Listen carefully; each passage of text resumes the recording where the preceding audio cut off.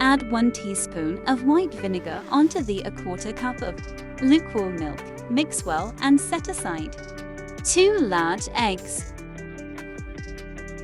Granulated sugar 100 gram.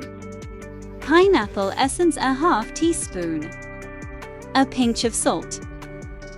Vegetable oil 1/2 cup. Whisk together until well combined.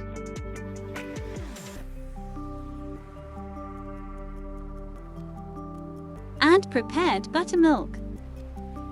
Whisk until well combined.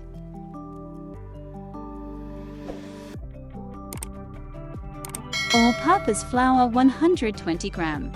Baking powder 1 teaspoon. Baking soda 1/4 teaspoon. Sift it well. Gently mix until well combined.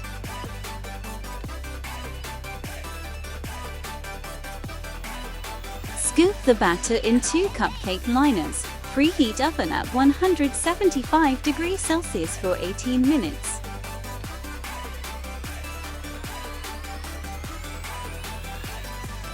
Once done, allow them to cool completely. Enjoy!